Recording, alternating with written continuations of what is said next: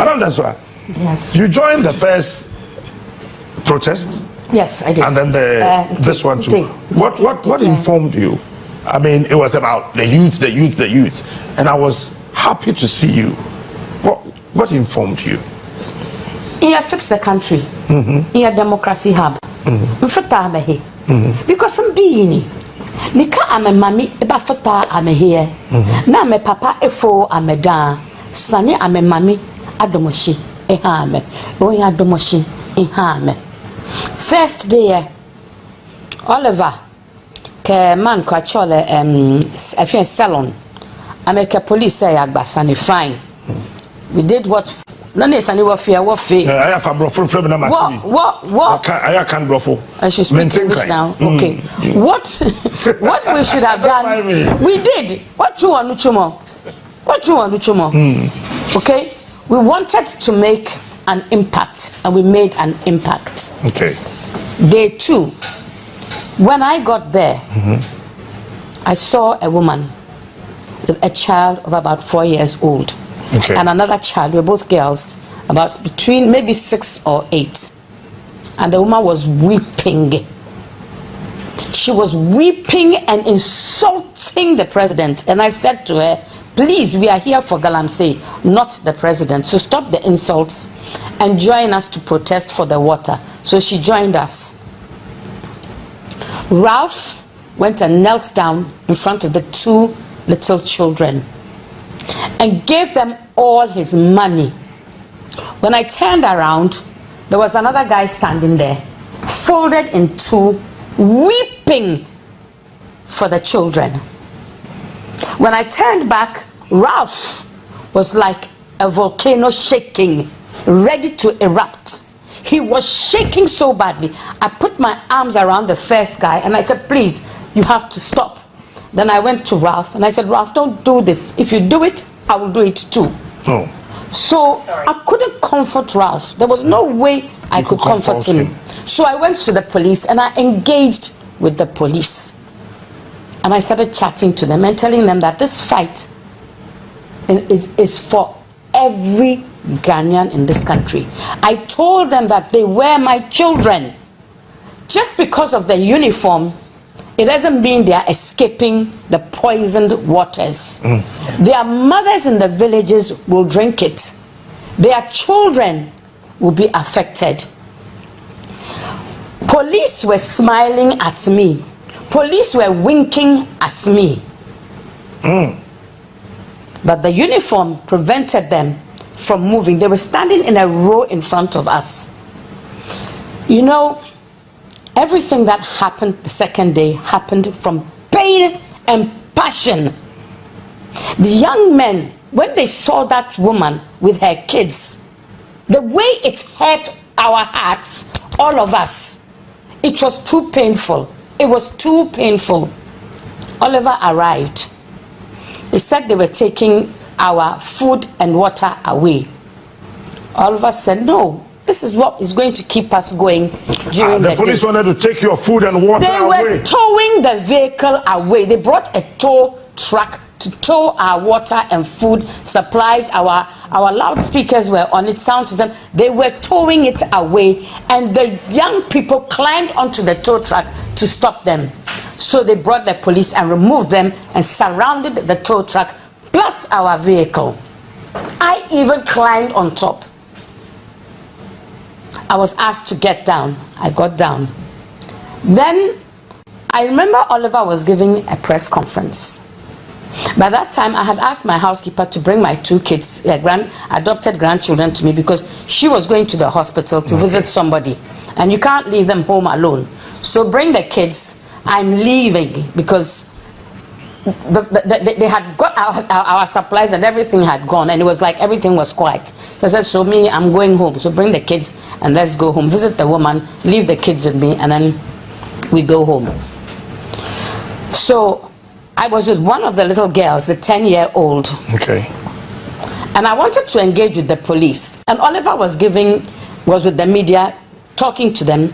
And all I heard, there was like, the police were in a row. And then like, between 3 and 5, policemen arrived and said, random arrests. Oh, you heard? I heard it with my 2 ears, this and this ear. Random arrests. I ran.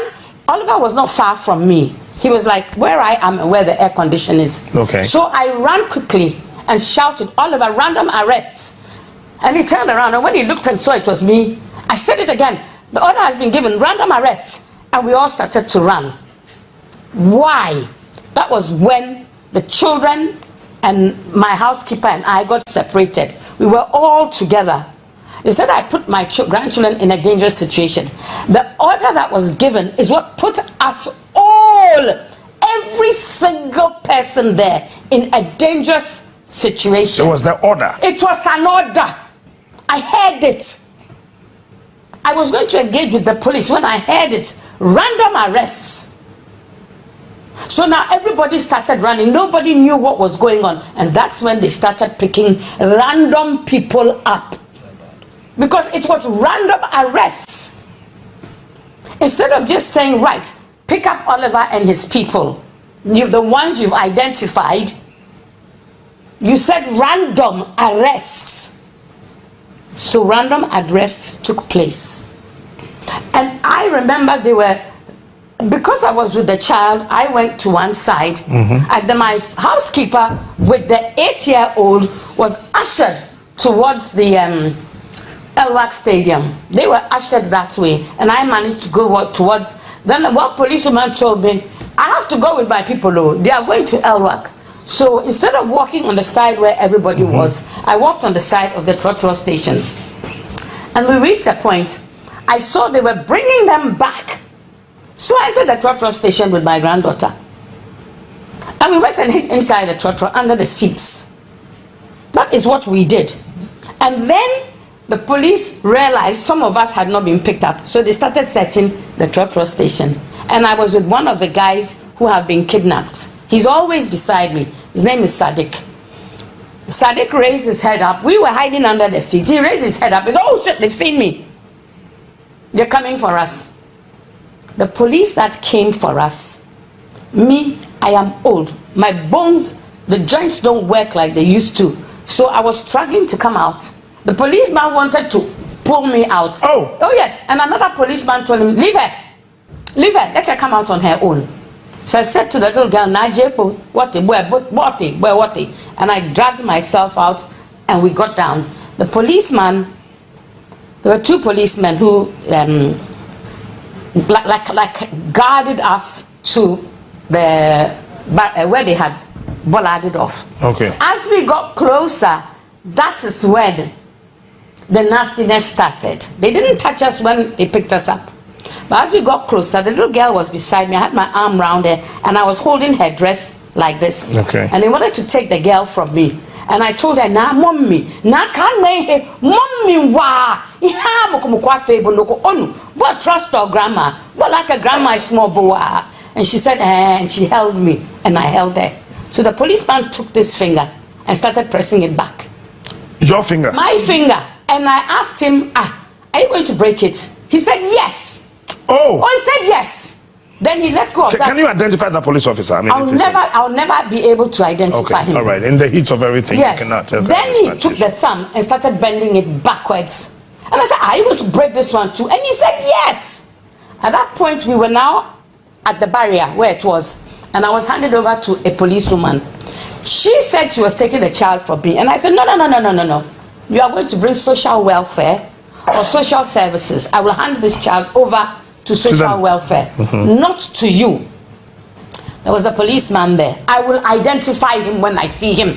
When we were on the march, I saw him. No, not that one. There's another one. Okay. He said, hey, you have caught this woman. A car right now. Bring a car. I don't care what vehicle you get. Get any vehicle. You've got this woman. This, their mouthpiece. Oh, this one. Put her in a vehicle now. Send her off. Then there was a policeman sitting at the back behind him, quietly in glasses. He said, let the woman and the child go.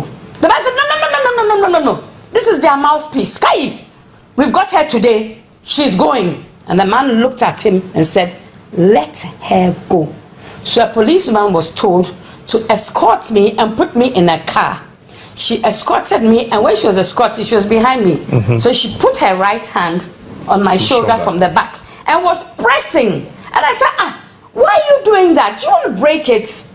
So she moved her hand and put it on the other shoulder with less pressure. And the little girl and I were ushered. Once we passed the bollards or whatever they are. The police barricade. The barricade. Yes. Once we passed it, they said, go.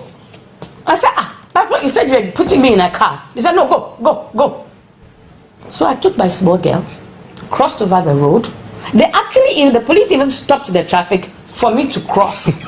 And just as I was going, I met a gentleman who said he had escaped because he had been smart. When they shouted the random arrests, he didn't hear, but he saw the way they were behaving. He went straight into the Trot station and bought a t-shirt and changed his t-shirt and bought one for his friend. But his friend has been picked up. So we all stood there quietly talking. Then some Caucasian guy, I don't know which radio station he's with, begged us for an interview, and we told him what was going on. Then I wanted to book a boat, but by then I was really shaking, you see. So I couldn't even manage the phone, and I was with the little girl.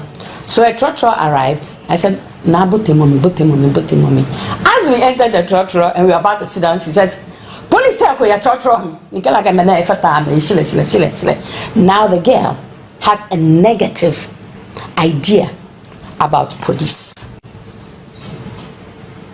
Is that right? I don't even want to go to the 6-year-old.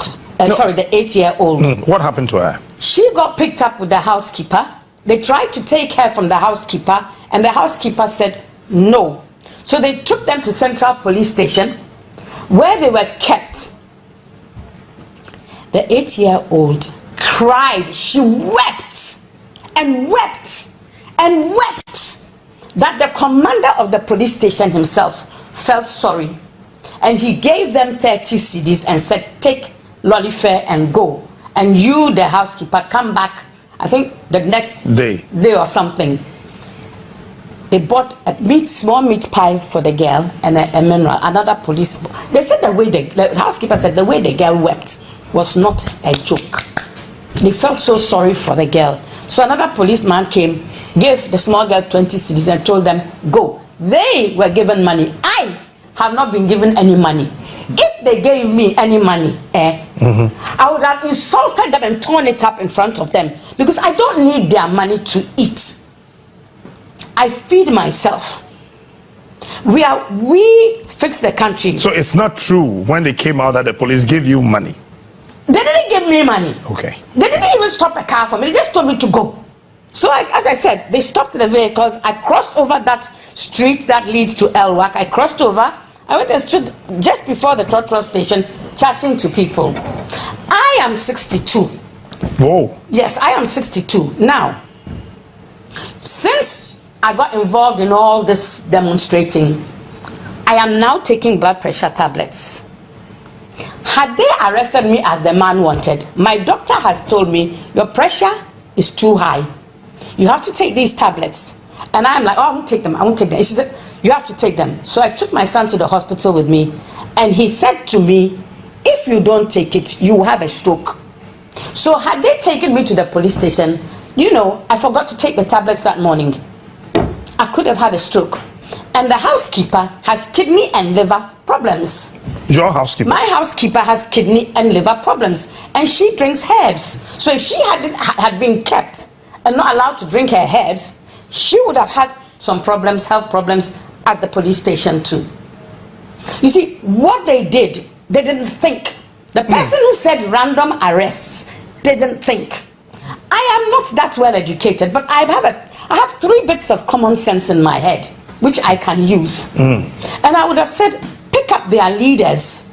The whole thing will collapse. Yes, get the leaders. And yes, that is why I also always say, look, if you want the galamsey to end, pick up the kingpins. It will collapse. Who buys the pump action guns for the illegal miners? Who buys it for them? Who buys the machinery for them? So Democracy Hub have asked me to read this. Okay, so we are hoping for the swift release of all 50 Ghanaian citizens that were kidnapped by the police.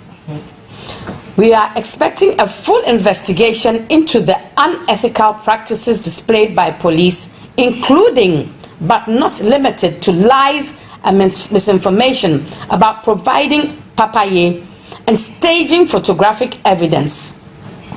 We are fully behind organized labor and any other institution who is joining in the fight against Galamsey. We recognize the sacrifice they make, and the Ghana youth population is in full support.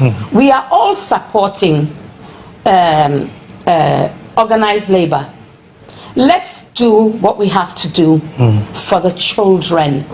Me, I don't mind going to the grave today, but I worry at night. I can't sleep when I think of those tiny little kidneys of theirs. When you see some of the babies that are being born like aliens, who wants to get pregnant and produce an alien child? We don't have a system like UK where you can go and apply for disability allowance for the child for the rest of their life. We don't have a social welfare system that will support the child. Why are we poisoning the children?